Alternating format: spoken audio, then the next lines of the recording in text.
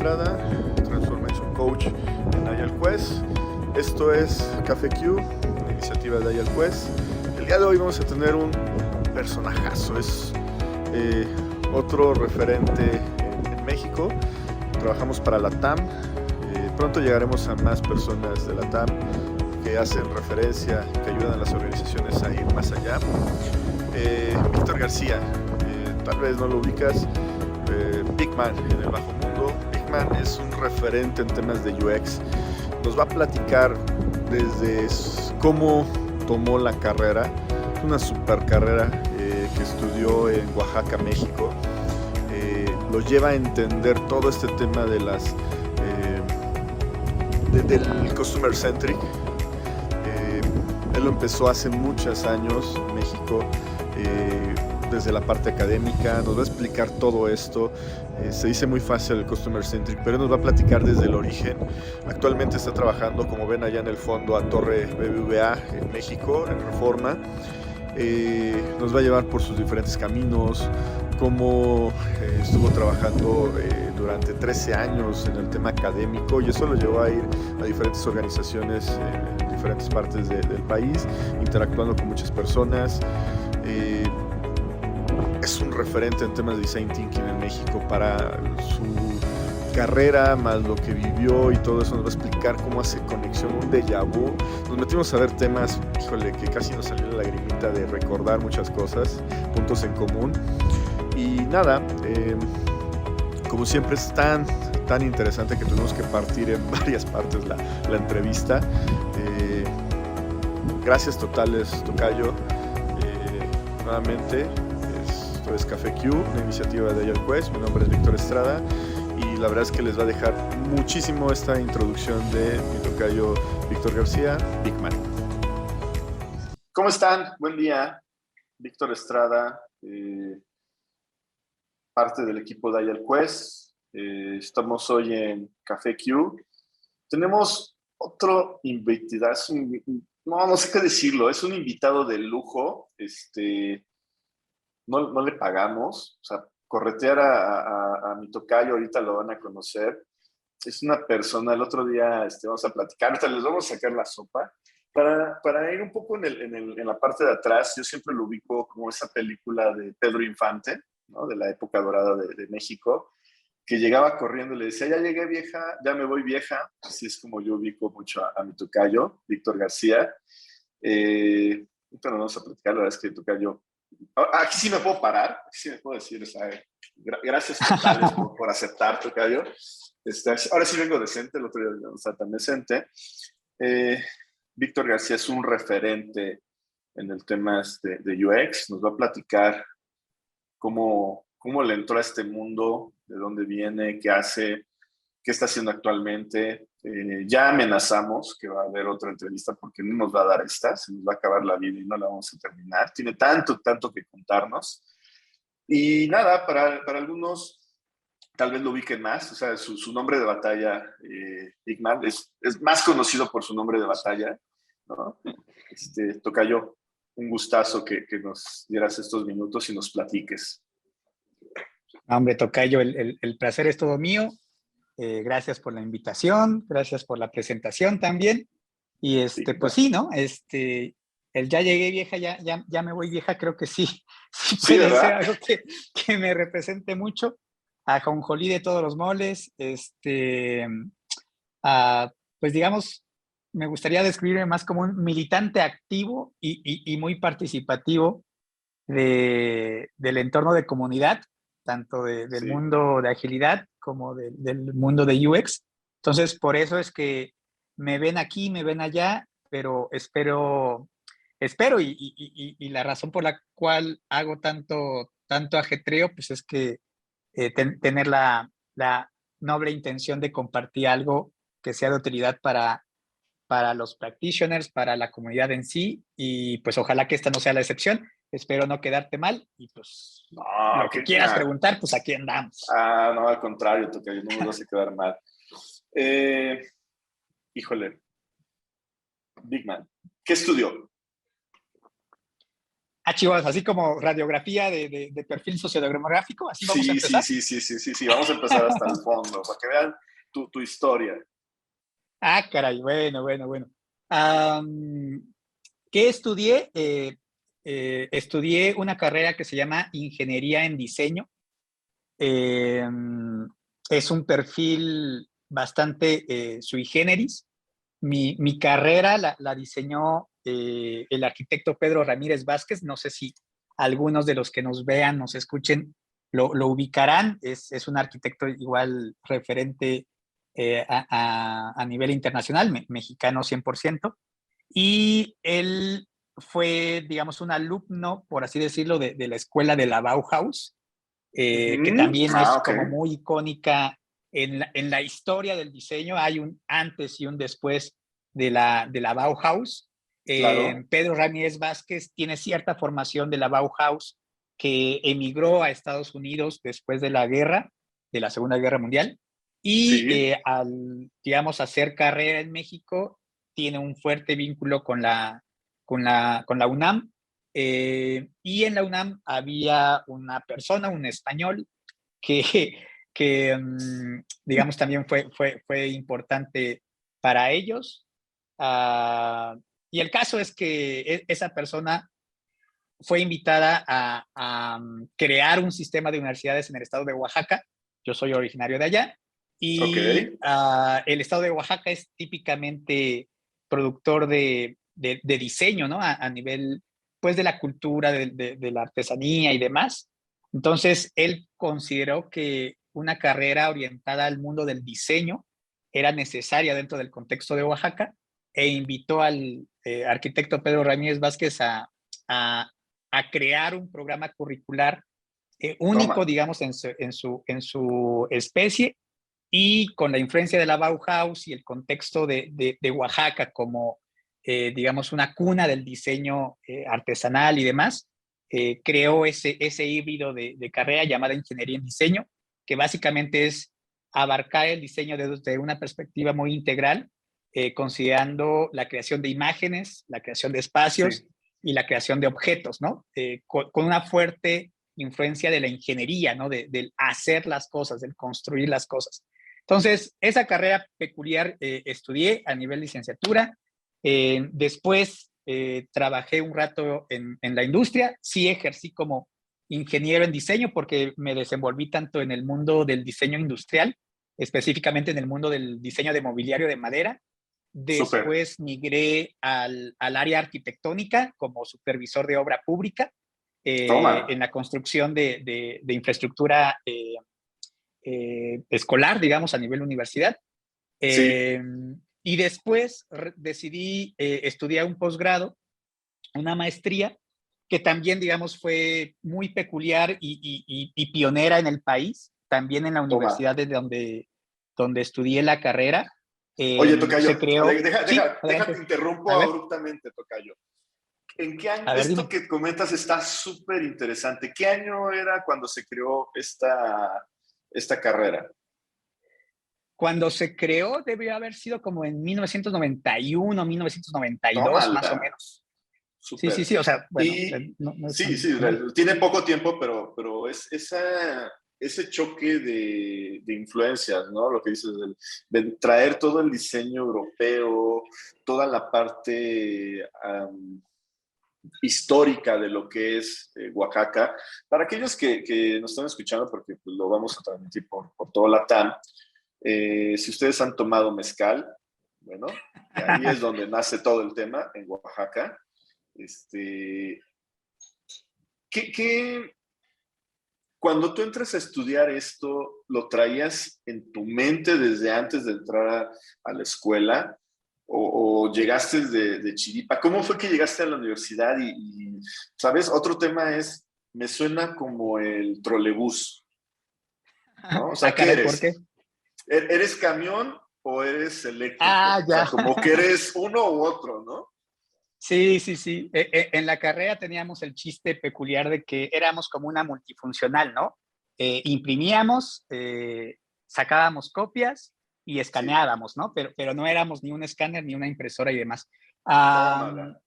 el, el, creo que quien estudia diseño en cualquiera de sus vertientes, sí debe Sí, tener una orientación muy de vocación, ¿no? El diseño es una de esas carreras que de verdad debe de levantar una pasión para quien estudia una carrera orientada a ello, ¿no?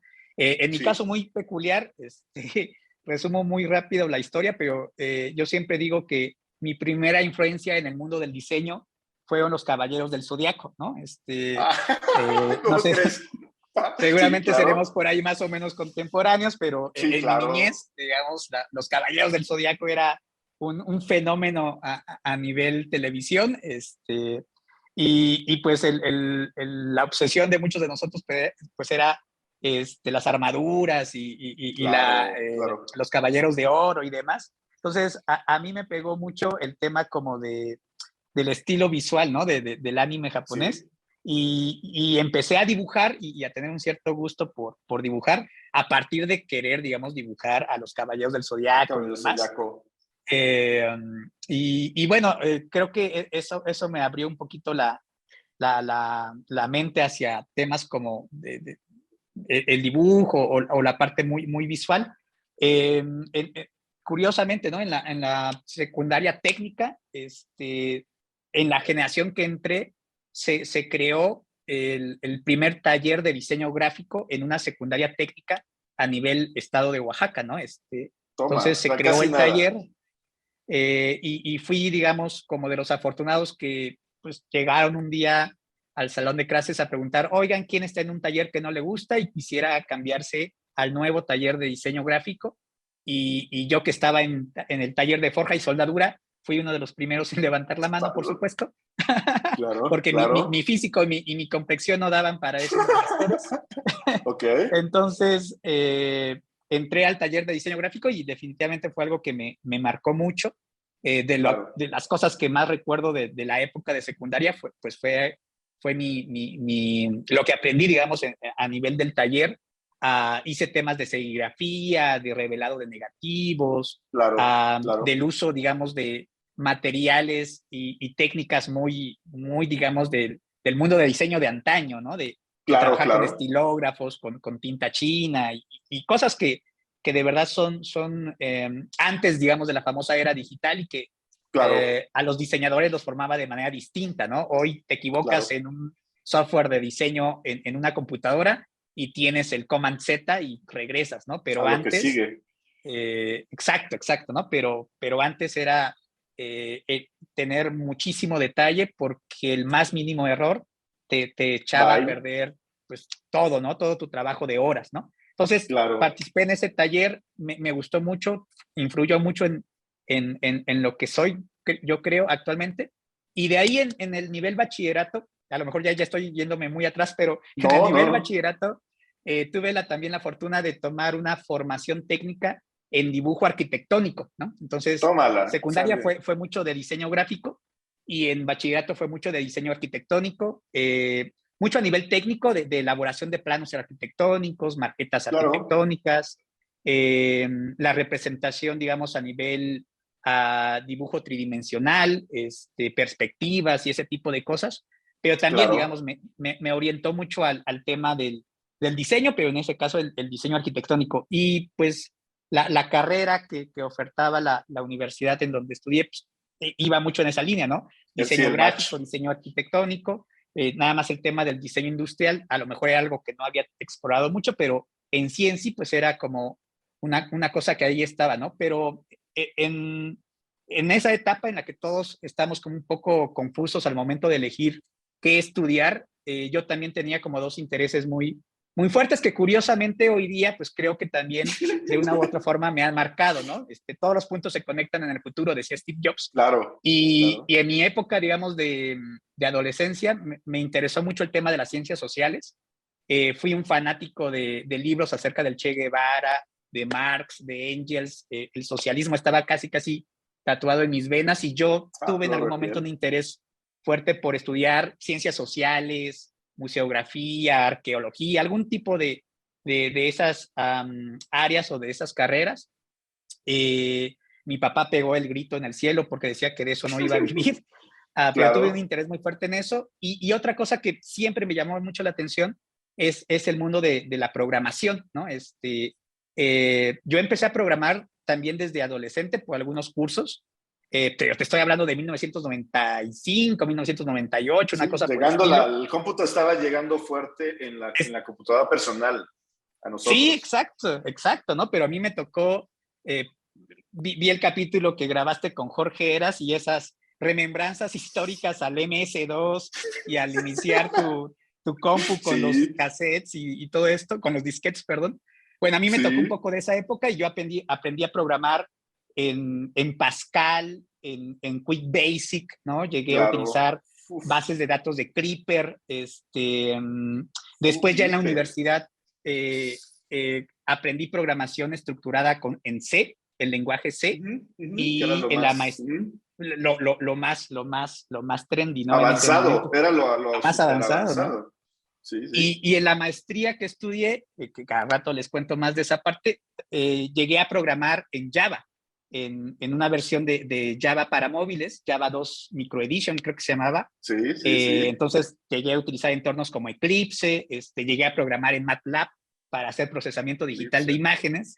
Entonces tengo una venita del mundo de desarrollo de software, porque de verdad desarrollé software. Tengo Ujú. mucho de gestión de las personas y de el ser humano como un ente, por esta parte como de interés de ciencias sociales, Social, y social. aparte de todo diseñador. Entonces, factor humano, tecnología, diseño, es esa mezcla que creo lo que hoy día me tiene en donde estoy, a pesar de que pues en cada etapa de la vida, pues el interés pues, fue diferente, pero ya amalgamando todo, conectando los puntos, pues sí, creo que por eso soy lo que soy hoy día. Claro, no, hombre, tocayo. Fíjate que te estaba escuchando y me pasó algo muy similar, ¿no? O sea, en la secundaria, el dibujo técnico, siempre me gustó el dibujo, pero en la secundaria llevé dibujo técnico, en la vocacional llevé dibujo técnico, en la universidad llevé un Ándale. poquito de dibujo técnico, pero yo no me veía en la parte de arquitectura. Bueno, Mira, sí me veía porque pues, cuando tú pensabas, ¿dónde están las chicas más guapas? Pues, las arquitectas. Eso era lo que esas yo me veía. motivaciones son muy fuertes, Claro, son muy fuertes. claro. Pero decía, un arquitecto, no, yo no me veía por ahí, pero me encantaba el dibujo técnico. Y en la universidad, justo más o menos en la misma época que tú dices, en los 90, finales de los 90, fue que conocí AutoCAD. Mira, claro, claro. AutoCAD AutoCAD, entonces 14 de seguro te tocó. no, no, O ya 2000. tocayo, No, no, más para menos. Me atrás. tocó, Híjole. sí, claro, me tocó AutoCAD 12 en MSO2. No, pues ya son ligas mayores, ya estamos hablando de Y veteranía todo, de veras, ¿eh? sí, tocayo, pues era con el teclado, ¿no? O sea, teclado y la Sí, sí, sí. pantalla, la interfase en blanco y negro, ¿no? Sí, sí, Al sí. momento en que llegó AutoCAD 14, yo ya estaba, empecé a trabajar antes de salir de la universidad y tuve la oportunidad. O sea, fue un choque cultural muy fuerte porque pues, brincas a Windows 3.1 y Ajá. lo que tú vienes trabajando en MC2 con AutoCAD, ahora brinca una interfaz gráfica y antes te tenías, o sea, antes era aprenderse los comandos, ¿no? Exacto, exacto. Todo era L, comando, todo ey, ey. literalmente, ¿no? Sí, sí. Y brincas a la interfase gráfica y es así como, no sé qué pudiera ser hoy en día, ¿no? O sea, no sé, no podría hacer la comparación, pero de pasar de todo blanco y negro a color y en botones, o sea, era un mundo radical, ¿no? Sí, sí, Y sí. me tocó el pase, pero hacia la parte de manufactura, que fue hacia donde me cargué, ¿no? Pero todo lo que me estás diciendo, yo lo veo y digo, es lo mismo. Lo único que a mí no me gustó mucho el tema de la programación, porque nunca tuve esa estructura, ¿no? Y creo que es algo que la gente, no sé, yo vi un artículo hace algunos años que te decían que era importante, no importaba dónde estabas, en qué momento de tu carrera, ni en qué hicieras que no estuviera relacionada a tecnología, era importante aprender cosas básicas de programación, ¿no? Y yo creo que si lo Sí, claro. relacionamos, pues era lo que corríamos. Dijiste C, pero te faltó por ahí Visual Basic, ¿no? Corrías tus Claro, primeras también, rutinas también en lo llegué a Visual utilizar. Basic, ¿no? Sí, sí, sí, sí, Que sí. tus rutinas eran Visual Basic C, ya en Java te viste muy sofisticado, ¿no? pero era eso, ¿no? Sí, sí, sí. Y terminas la escuela, ¿cuánto tiempo más antes de llegar a la maestría? ¿Cuánto pasó? ¿O fue, brincaste de uno luego al Trabajé, otro? no, no, no, tuve la fortuna de, bueno, egresar, celebrar el hecho de culminar los 5 años, que Sí. afortunadamente Uf, yo lo cerré en 5. Mi universidad es muy sí. famosa, o tenemos también un chiste peculiar de que por lo menos son 5 años, ¿no? Pero hay muchos que egresan después de 7, 8 años porque es un sistema Toma. un poco rígido, pero Ujú. que nos forma no sé, con una solidez muy, muy, muy grande. Egreso, realizo mi servicio social. Mi servicio social es en torno también al área de diseño industrial. Ok. Elaboré, digamos, bajo lineamientos de diseño sensorial, diferentes prototipos de un dispositivo tecnológico, que sería un mouse, orientado a un perfil emocional de mujeres, ¿no? Era una investigación de Toma. una profesora, y me aboqué a crear muchos prototipos de un montón de materiales y demás. También trabajé muy fuerte en mi tesis de licenciatura, pero mi tesis de licenciatura era de un área mucho más de ingeniería, del área de optomecánica. Toma. Lo que hice fue elaborar una montura que fuera capaz de albergar un sistema de lentes adaptativos. Básicamente el chiste era crear una especie de membrana que ante la fuerza de un líquido que estuviera como contenido, deformara la lente de tal forma que cambiara, digamos, su distancia focal, ¿no? Entonces, era una cosa de un Híjole. profesor también de la universidad, del área del Instituto de Física y Matemáticas, y Toma. digamos, su línea era la óptica, pero necesitaba el diseño mecánico de algo y la construcción de ese algo. Entonces entré al proyecto. Después, por azares de la vida, ya entro a trabajar. Sí culmino mi servicio social, pero no termino la tesis como Dios manda. Después cambio de trabajo al área arquitectónica, y más o menos 2 años, más o menos, entre que egresé y mi ingreso, digamos, al programa de maestría, más o menos eso transcurrió un par de años. Entro al programa de maestría, que también era, como te decía hace ratito, ¿no? Único en México, era la primera generación. El programa se llamaba Maestría en Medios Interactivos, pero básicamente lo que contenía era una currícula muy fuerte en interacción humano-computadora, que es, digamos, Toma. la disciplina papá o la disciplina abuelita de áreas como usabilidad, como arquitectura de información, como la misma disciplina de experiencia de usuario, digamos, nace de HCI, que es un campo 100% académico, muy orientado a temas de ciencias de la computación, que emergió más o menos en los 70, se fue consolidando en los 80s, 90s, pero muy del sector académico, ¿no? No, no tanto a nivel industria.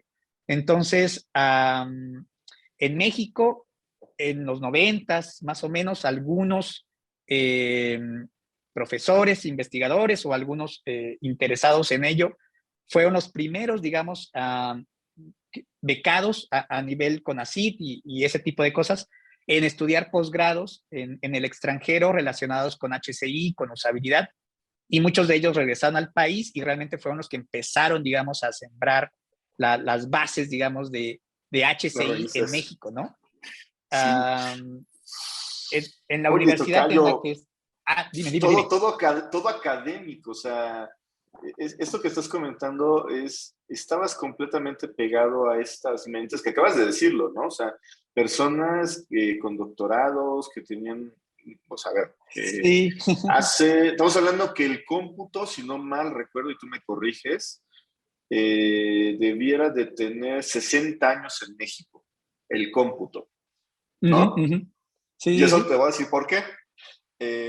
Hace 10 años, poco más de 10 años, me regalaron, yo estuve en Televisa, Gol, un libro que realizó la UNAM que decía los 50 años del cómputo en México. Es un libro como de este tamaño.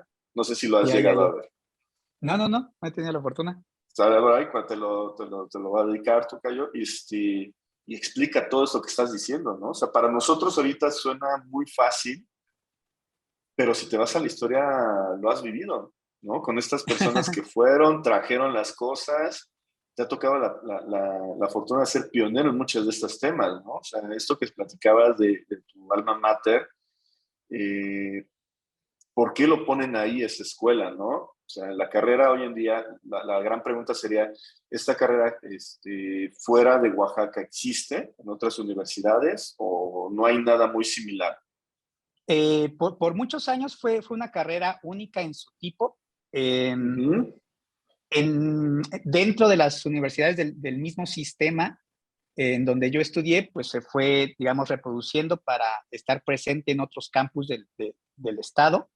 Sí, A nivel Europa, a nivel Estados Unidos, sí existen programas parecidos ok, y ya recientemente, quizá de unos 10 años para acá, lo que ha emergido mucho son planes curriculares un poco más cargados al tema del diseño digital, ¿no? Y al tema ujú, de ujú.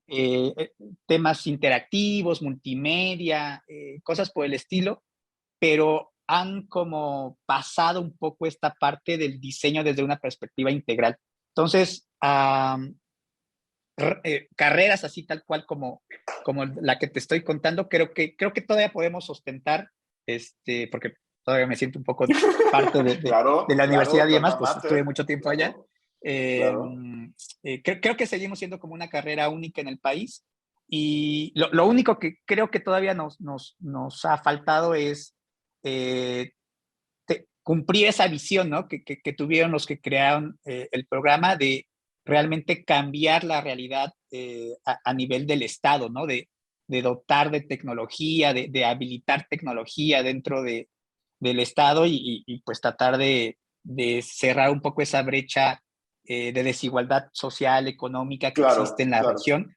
Oaxaca es uno de Sí, los estados en sí, los últimos lugares de casi cualquier indicador socioeconómico, claro, claro. pero la intención de crear universidades tecnológicas en zonas realmente golpeadas, digamos, por esa desigualdad, pues era de que nosotros al egresar pudiéramos alimentar y cerrar esa Hacer ese brecha, ¿no? cambio.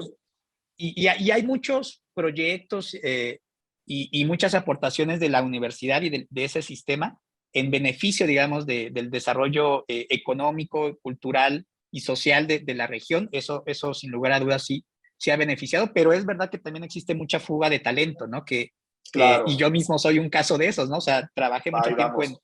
en Oaxaca y traté de aportar en la medida de mis posibilidades, pero pues realmente las oportunidades para lo que nos forman, pues están un poco por fuera del estado o incluso fuera del país.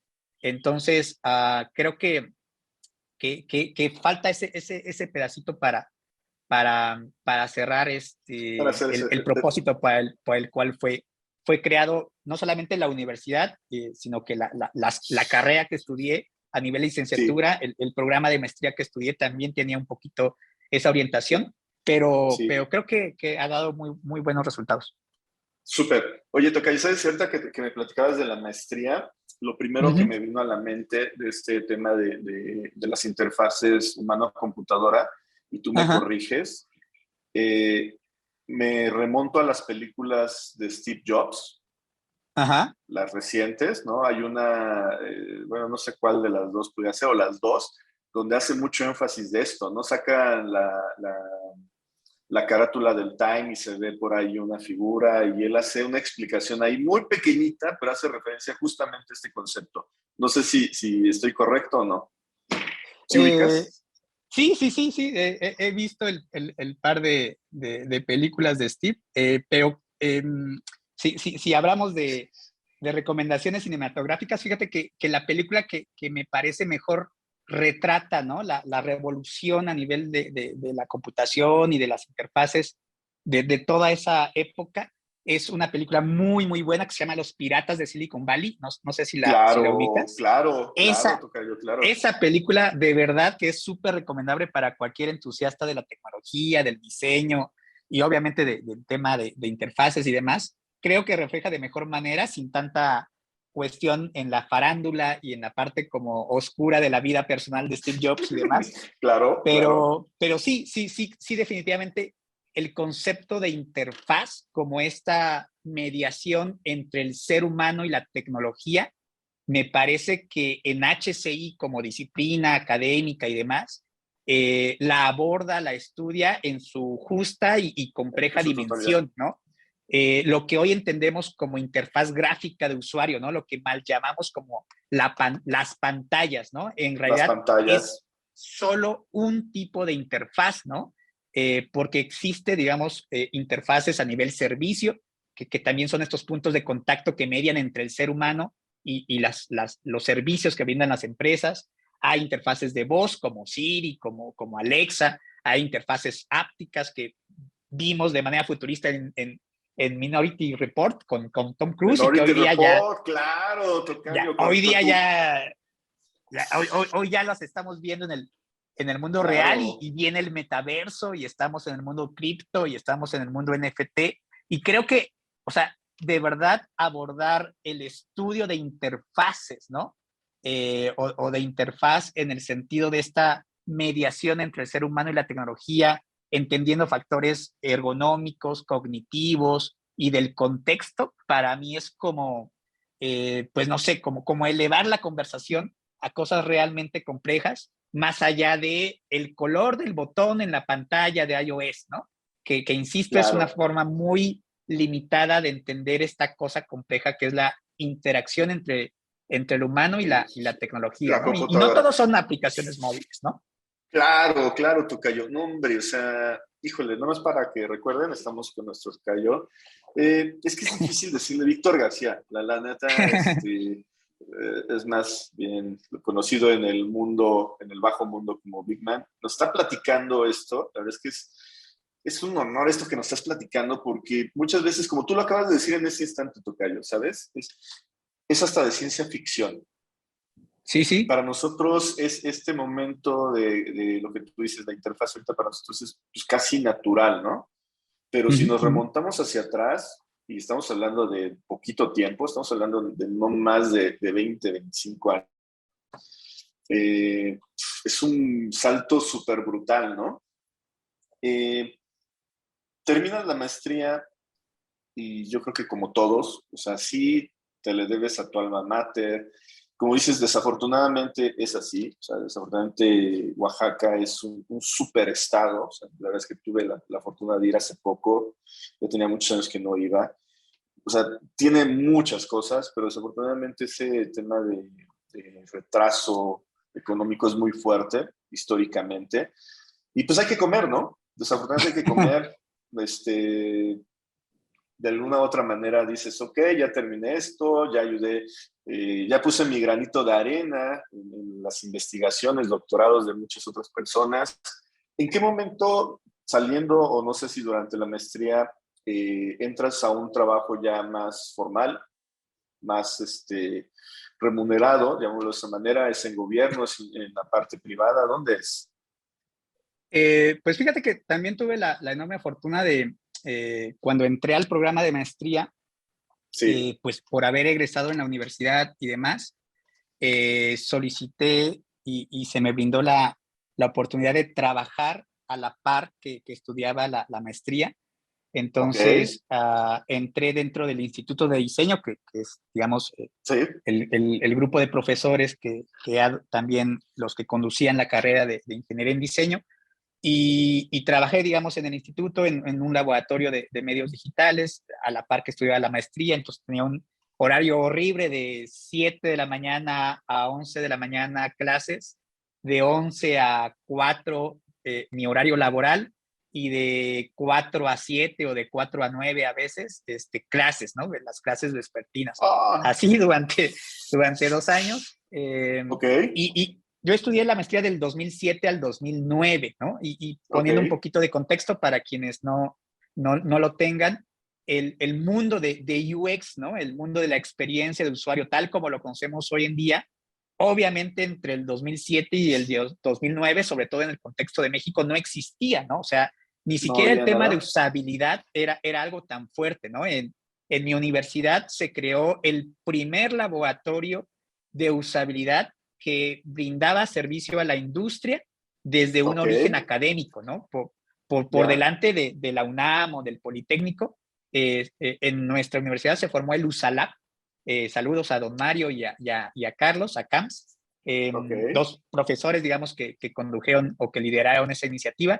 Y el USALAB empezó a, digamos, a realizar servicios a la industria por parte de empresas extranjeras, ¿no? De empresas ok, que querían abrir en campo en México y querían, digamos, estudiar cómo adaptar sus sistemas o sus sitios web al contexto del usuario mexicano, ¿no? Entonces, esa rama súper, se llama usabilidad transcultural, ¿no? Pero estoy hablando que en 2007, en 2009, ni siquiera la usabilidad, que era lo que más cercano existía a nivel industria desde el campo de HCI, no estaba tan demandado, ¿no? O sea, eran pocas las empresas en México que estuvieran interesadas en hacer estudios de usabilidad de sus portales web, ¿no? Todavía de los claro, portales web y demás. Todavía en el 2007, 2008 se presentó el iPhone, ¿no? Steve Jobs sacó de su bolsillo el iPhone y cambió al mundo, pero todavía claro, desarrollar para dispositivos móviles tampoco era un auge tremendo.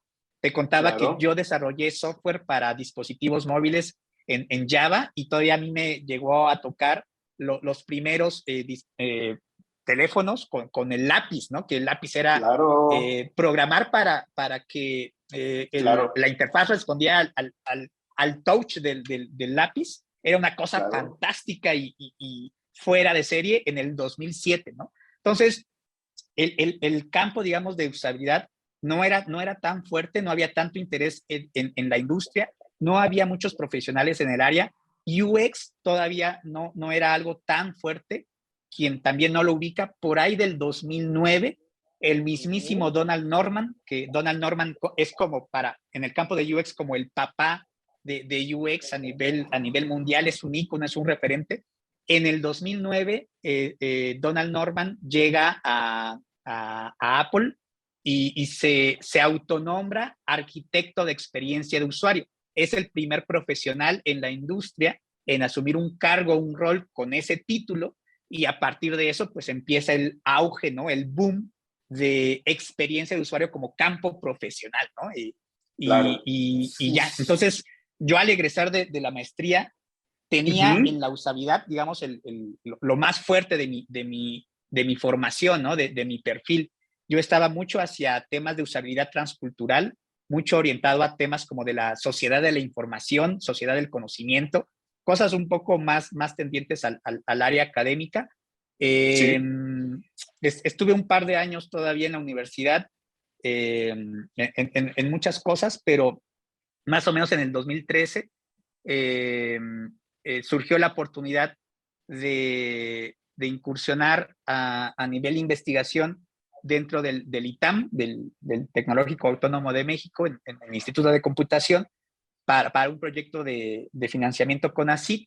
Y ahí es cuando decido pues, hacer este enorme brinco, ¿no? De salir de la universidad, que era como ya una casa para mí, ¿no? Ahí estudié, sí, ya ahí llevas, trabajé, ¿no? Desde el 2000 al 2013 más o menos, mi vida siempre estuvo ligada a esa universidad.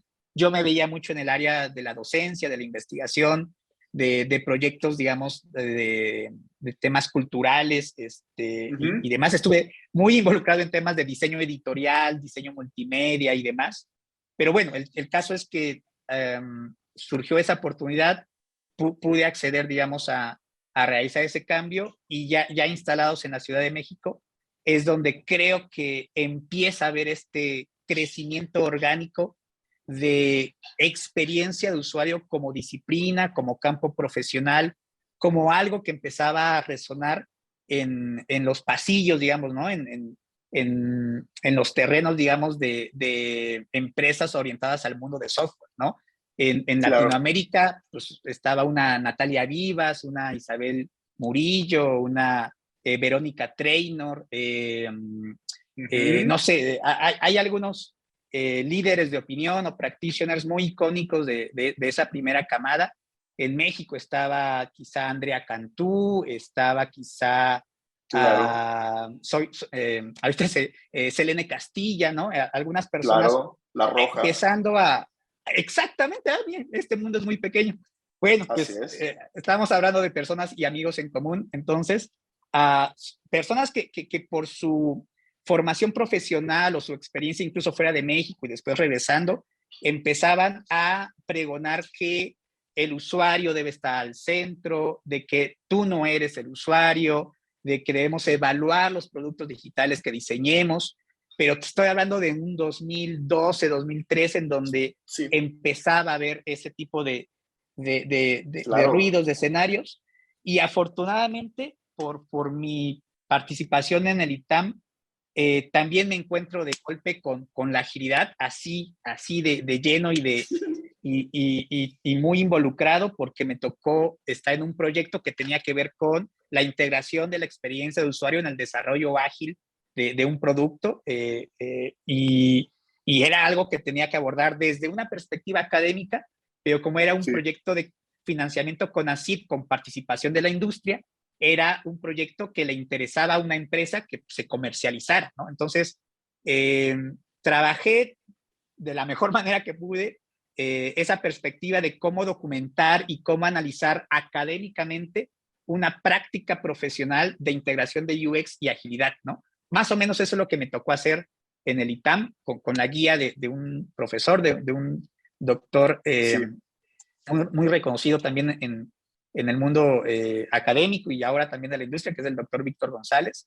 Y claro, bueno, Víctor González. de ahí viene este interés mío, con lo que hasta hoy todavía sigo aferrándome, que es este tema de que la agilidad y la experiencia de usuario buscan en esencia lo mismo y están sumamente alineadas, pero Súper. de una u otra forma son campos profesionales, disciplinas que fueron creciendo y evolucionando de manera paralela, pero que no hicieron intersección, ¿sabes? Que son pocos los roces que tuvieron en su concepción, y que aunque tienen en esencia muchos principios y valores en común, cada uno lo ve de manera ligeramente diferente, y que de Claro, repente el cruce se ha vuelto un poco más forzado, sobre todo a nivel de industria, y desde el ámbito académico a veces se aborda mucho más con un pie desde un lado que del otro, ¿no? Entonces, creo que también el tema de agilidad en México fue creciendo poco a poco. Yo me acuerdo que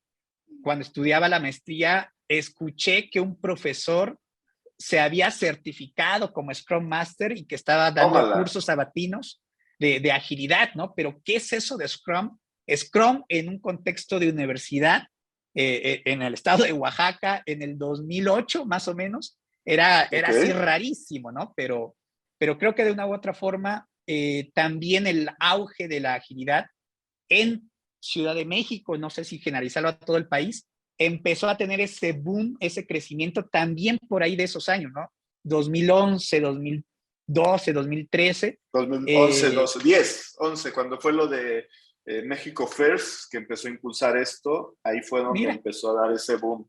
Claro, a ver, vamos por partes, tocar, porque, híjole, has tocado tantos temas que, híjole, a ver, eh, 2012, 2013, lo que comentas, digo, a Selene yo la conocí más adelante, más hacia el 2017. Híjole, a ver, espérame, que solito se empieza a dar así como empieza a decir ok, aquí, a ver, listo. Eh,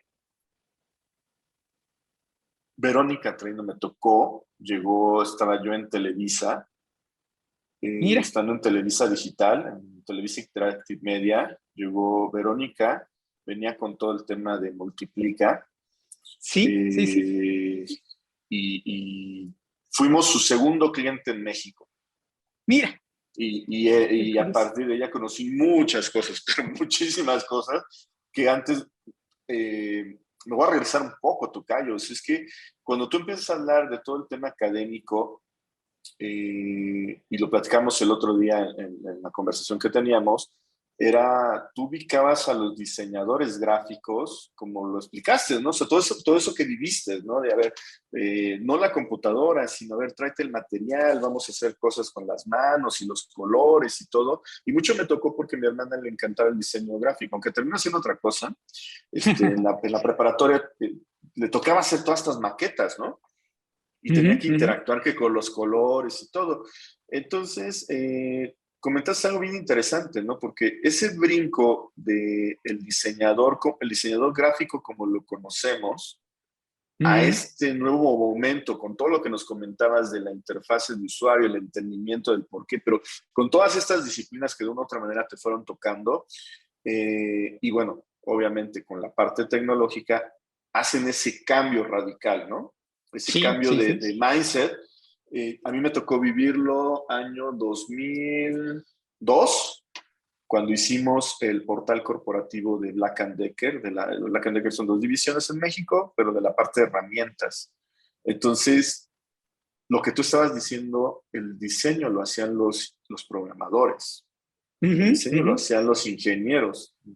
O sea, Claro. en ese instante era un choque brutal porque los diseñadores como tú decías, hoy en día, pues ya tienes el software, le das control Z o pones otro layer y vas viendo qué onda, pero antes, quienes hacían toda la parte gráfica y por eso muchas veces no tenían esa sensibilidad visual, pero era toda la parte ingenieril, ¿no? Toda la parte de desarrollo.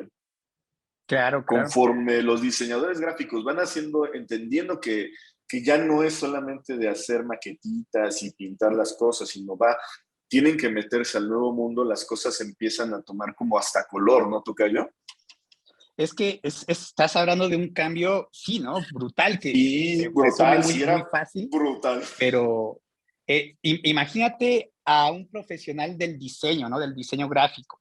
Por ejemplo, Claro. hablar de diseño editorial antes, ¿no? Antes, en los 80s, 90s, era preparar un original mecánico, los tipos móviles. Me estoy yendo todavía más para atrás, pero todo muy, Claro, muy artesanal y de elaboración claro, sin asistencia tecnológica, ¿no? A nivel computación. Dentro del mundo claro, del diseño surge Adobe, por ahí de los 90s, surge claro, claro. Adobe InDesign, que es el primer software orientado al diseño editorial, y empieza a haber esta maquetación asistida por computadora, ¿no? Ya Claro, layouts, páginas maestras, ¿no? Armar, digamos, tu retícula y sobre eso vaciar el texto, mucho más automatizado, ¿no? claro. Pero principios de diseño editorial como tipografía, el tracking, el kernel, el medianil, todo el espacio, digamos, de maquetación, pues eran principios que venían de la escuela de antaño, ¿no? Claro, claro. Cuando surge el diseño web con HTML 1.0, sin CSS, ¿no?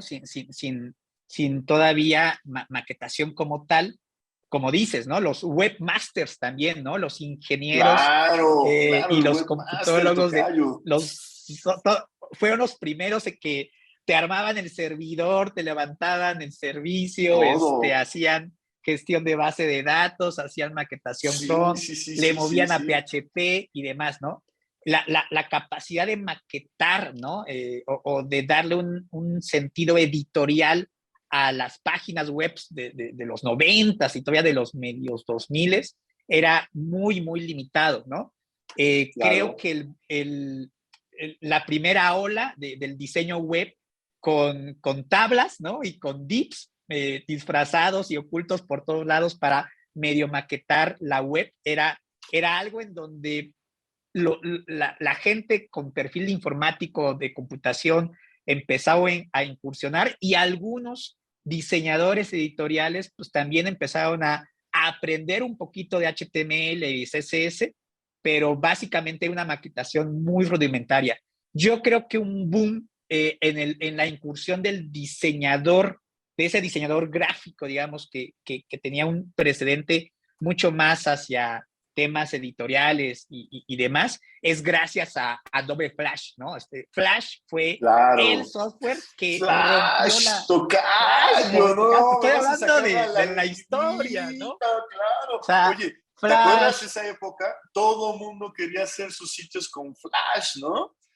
y su intro animado de 30 segundos para que Claro, saliera ahí claro, todas tocayo. las lucecitas y los rayitos, ¿no? O sea, Claro, pero Flash con un Action Script que era un lenguaje, sí, de programación, pero de manera muy, muy limitada, permitió una curva de aprendizaje muy sencilla para muchos diseñadores y permitió, digamos, volver a tener este lienzo en blanco, esta página en blanco para diseñar, ¿no? claro, Librándonos de las claro. barreras del table y del ID y del div y demás, que para muchos que vienen, digamos, de carreras del mundo del diseño, pues no, No, no era tan eh, fácil. No lo venían, no no lo era tan traían. fácil, ¿no?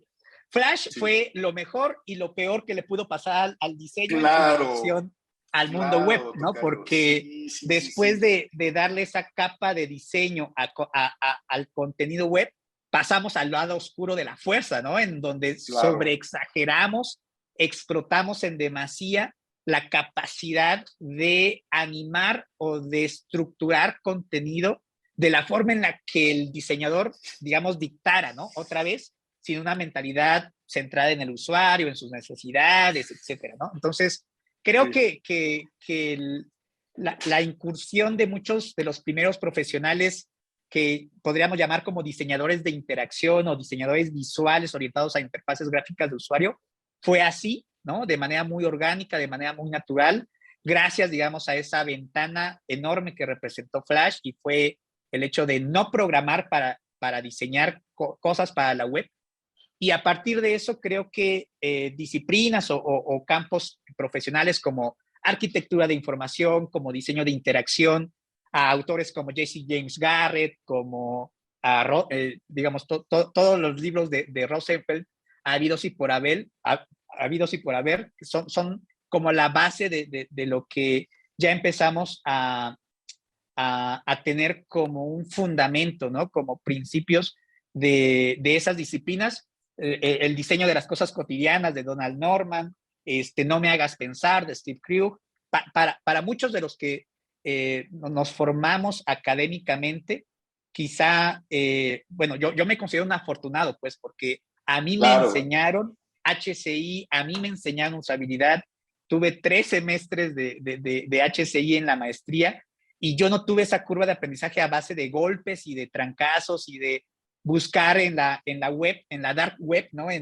Claro, Con Ares claro. y demás, cómo descargar el libro de No me hagas pensar, porque ni siquiera estaba en México, ni siquiera estaba la traducción en español, pero mucho, digamos, de ese primer crecimiento de los diseñadores hacia una, digamos, profesionalización orientada al tema del diseño de interacción, pasó así, ¿no? A base de trancazos, de acceder al conocimiento de forma muy limitada. Y creo que ya a partir de algunos años para acá, eh, ya la profesionalización a través del conocimiento y a través del método, también, por ejemplo, design thinking como proceso, como método. A mí me tocó que un amigo que estaba estudiando una maestría en la UNAM, y lo veía los sábados porque también trabajaba en la universidad, de repente llega un día y me dice, oye, eh, me pusieron a hacer una lectura de una cosa que se llama Design Thinking, ¿no? Te presto Tómala. las copias porque Le creo que toca es yo. algo que Nada más te puede interesar, para ¿no? interrumpirte. ¿Qué año Sí, es claro. ese?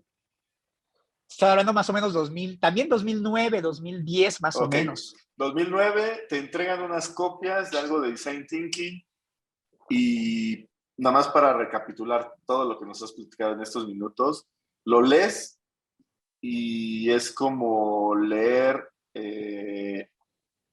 jeroglíficos, pero que los entiendes por No, ese fíjate, background al que traes contrario. desde la Sí, sí, sí. universidad, ¿no? O sea, por el origen de tu universidad que nos platicabas al principio, ¿no?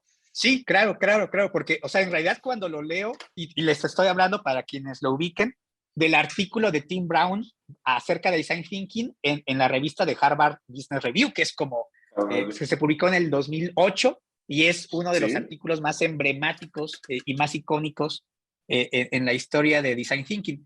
Pero leer acerca de la cultura del prototipado, ¿no? De trabajar con las manos, con los materiales, ¿no? De jugar con las formas, de evaluar con el usuario, de entender su contexto, creo que para mí hizo toda la resonancia del mundo y Claro, pues cómo no. coincidió casi veía las fotos que ilustran el artículo y veía las imágenes de mí mismo estando en los talleres de la universidad, porque nosotros llevábamos Claro, talleres de madera, sí, cerámica, vidrio, o sea, nosotros por esa formación estilo Bauhaus tenemos mucha orientación hacia el contacto directo con los materiales, ¿no? Entonces, a mí me tocó claro, no solamente diseñar una silla en papel, a mí me tocó trabajar con la madera y aprender a trabajar la madera para construir esa silla acorde claro, a los materiales, ¿no? Y design thinking en el sentido de pensar con las manos, ¿no? De iterar a partir de ir construyendo de manera tangible un prototipo, un modelo y mostrárselo al usuario, para mí era algo muy natural, como dices, por mi formación, y creo que en su momento sí fue un boom o una conexión que un me déjà vu, estalló la cabeza, un déjà vu, una un conexión déjà vu, astral, claro, ¿no? pues Pero te estoy hablando de que eso en mi maestría yo no lo había visto, ¿no? Porque ni siquiera se había escrito, ¿no? Cuando entré a la maestría, claro. el boom de design thinking, al menos en el contexto gabacho, pues no No, no, existía. no, todavía no Obviamente, estaba. eh, Estaba existiendo recientemente, o sea, ya existía por ahí, pero no lo terminaban de amarrar.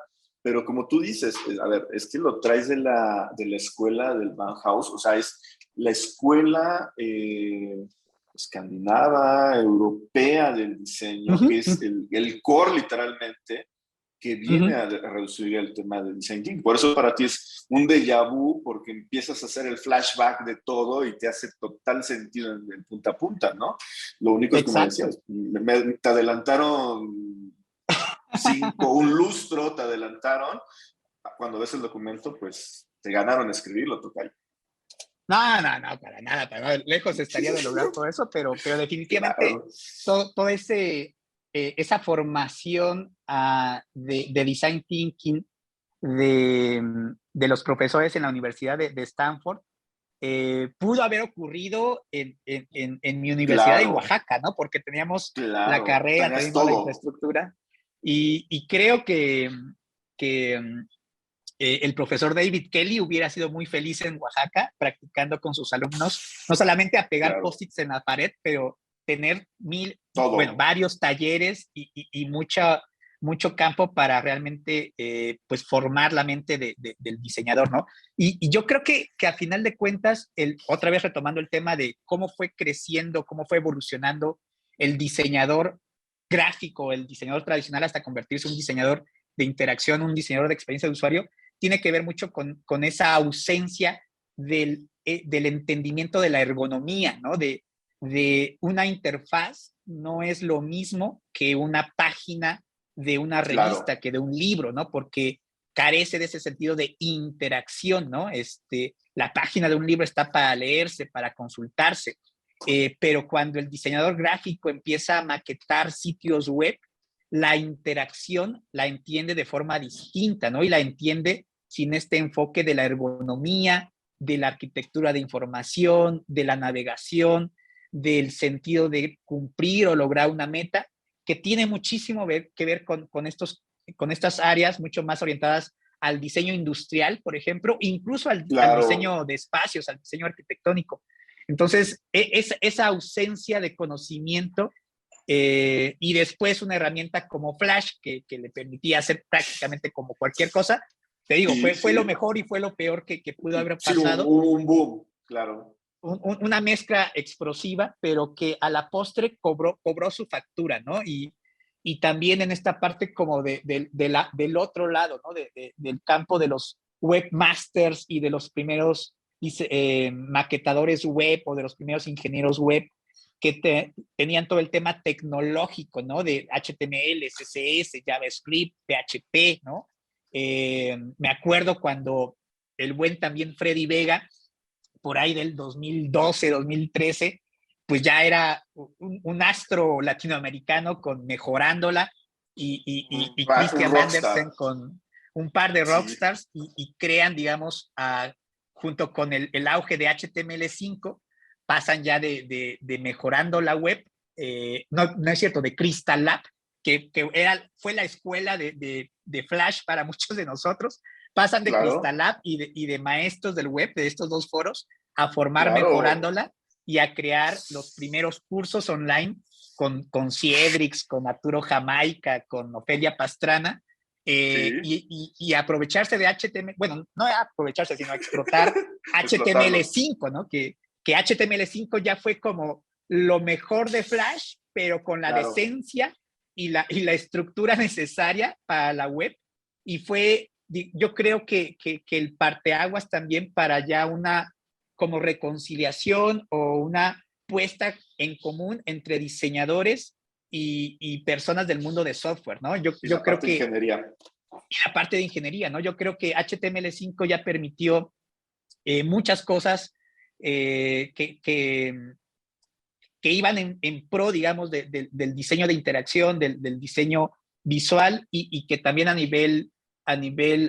digamos, funcional, le daba una estructura y una coherencia que delimitó de mejor manera el contenido, ¿no? Entonces, Claro. para mí son como puntos críticos, puntos álgidos de lo poquito que, digamos, yo vi en mi contexto, pero definitivamente a partir de ese momento ya las herramientas empezaron a ser mucho más orientadas a buenas prácticas y las Sí, buenas prácticas también empezaron a tener muchos mayores fundamentos a partir de conocimiento que empezó a ser cada vez más accesible porque había ya contenido algunos en español o los claro. que eran en inglés, pues podíamos acceder más fácil Sí, a era más ellos fácil. y también, pues gracias, y por qué no decirlo, creo yo, al esfuerzo que empujamos algunos, sobre todo en Ciudad de México, a nivel de comunidad, ¿no? De compartir, oigan, otra vez no hay una Vero Trainor, un Luis Carlos Aceves, una Marta Silvia del Río y demás personajes icónicos que fueron pioneros y que empezaron a compartir, ¿no? Con la comunidad, con Sí, interesados en incursionar en este tipo de cosas sobre qué es experiencia de usuario, qué es una interfaz gráfica de usuario, qué no es usabilidad, qué sí es usabilidad, y empezamos a abrir estos foros que creo yo, pues sí, permitió que muchos que no habían vivido, digamos, esos trancazos de aprender Flash y de pasar de maquetadores de revistas a maquetadores web, pero que sí empezaban a ver digamos, un campo profesional interesante, pues a incursionar sin los trancazos de la vida que le tocaron a muchos otros, sí, claro, claro. y sí con bases, con fundamentos,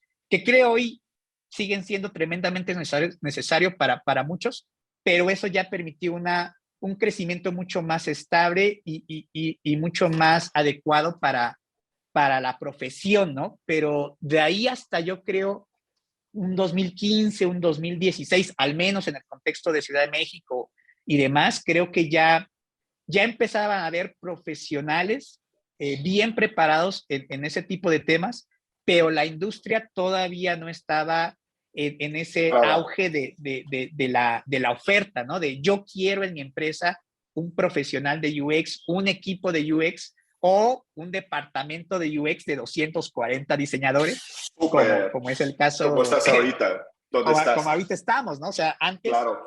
era pues el diseñador gráfico de la empresa, pues también le hace al web y también empezaba a hacer como sus pininos en temas de usabilidad, a lo mejor probaba con algunos usuarios algo antes de que se mandara a producción y demás, pero yo creo que mientras el campo profesional fue como creciendo muy orgánicamente en esos años 2012, 2015, yo creo que 15. hasta un 2016, al menos en el contexto de experiencia de usuario, ya hubo un interés real y presente, pues, en el contexto de las Sí, organizaciones, desde las chiquitas, las startups hasta los grandes corporativos, de queremos crear experiencias para nuestros usuarios, ¿no? claro. Ya la palabra experiencia no la teníamos que meter a tirabuzón, sino ya algo que el CEO, ¿no? O ese C-level ya decía, es que queremos mejorar el time to market y queremos crear experiencias para los usuarios, ¿no? Ya no era esto de qué es Scrum y qué son esos hipsters que quieren no documentar y que se la pasan pegando post-its en las paredes, sino ya es yo quiero profesionales que me apoyen en la Que me transformación de mi faciliten, claro, organización, ¿no? claro, Que toca, empecemos no a adoptar Scrum, porque nunca ha sido el propósito de ninguna ¿no? organización como tal, ni tiene por qué serlo, sino que otra vez, ¿no? La agilidad como un medio para lograr temas de time to market, de mayor centricidad en el cliente, y temas de UX, de arquitectura de información, de diseño de interacción, como una manera de crear experiencias satisfactorias para los clientes, ¿no? De ofertar un producto, un servicio diferenciado del mercado, ¿no? De encontrar ese Claro. valor, ¿no? Ese valor intrínseco del producto, ¿no? Entonces, por eso sigo insistiendo que diseño de experiencia de usuario y agilidad han ido caminando de la mano, paso a pasito, de manera Y medio inconsciente, evolucionando, y claro, evolucionando juntos, ¿no? Y a mí me da claro. gusto el haber estado observando, digamos, esos dos crecimientos, sobre todo desde el Diferentes. ambiente de comunidad, pero, pero con diferentes ópticas, ¿no? Con diferentes perspectivas. Está muy Híjole, bueno, ¿no? tocayo. No, tocayo, a ver, me tengo que regresar a un buen porque acabas de tocar tantos temas que voy a tener que regresar. Vamos a hacer un mega resumen. Es toda esa experiencia de esos 13 años que te fuiste formando. Le voy a llamar así a tu alma mater, a nuestro Stanford mexicano, que Ojalá, ojalá. tal vez, como tú dices, haber tenido un rockstar, un doctor de ese nivel que hubiese estado aquí, yo no diría que hubiésemos puesto las bases también del design thinking, pero bueno, por algo pasan las cosas. Pero como tú dices, cuando llegas a la UNAM y te pasan ese documento del Harvard Business Review, te hablan de design thinking, tienes un déjà vu, sientes que viviste en otra época, te dicen aquí es, te quitan la venda, pasan muchas cosas. Nos platicaste de esta transición de diseñadores tradicionales, que no era malo, simplemente es el mundo se está digitalizando y necesitamos adecuarnos, adaptarnos y les toca ese brinco. Y como tú Ujú, dices, nos toca la fortuna de tener a mucha gente muy reconocida que está trabajando en muchos lados, que empieza a compartir la experiencia y que históricamente pues, lo hemos vivido, que muchos nos tocó los golpes duros y aquí ujú, ustedes ujú. están empezando a hacer esa transición para que sí, les tocan golpes, definitivamente, eso lo vamos a platicar más adelante, les tocan golpes, pero son mucho más suavecitos, ¿no? Que es un poco lo que tú dices. En muchas organizaciones llegas y el C-level ya sabe de qué le estás hablando cuando hablas de usabilidad. Tal vez no lo Ujú. alcanza a entender, pero ya no tienes que ir a evangelizar. Y eso es algo Exacto, bien interesante. O sea, se dice nuevamente fácil, pero es un súper tramote que le evitan a muchas personas en esa transición de diseñador a diseñador o vamos a decirle diseñador web para luego llamarle UX. exacto. También les facilitan a muchos esa transición. Decías, aprendo agilidad y veo que son elementos complementarios que están como divorciados, pero que realmente han evolucionado y que muchas veces todavía hoy en día muchas empresas o muchas personas no lo entendemos de esa manera, ¿no? Ahí vienen Ujú. estos hippies, a ver, estos no saben, oye, o sea, es todo un tema, ¿no? Pero ese es como el mega resumen de lo que nos estás platicando en los últimos minutos, Tocayo.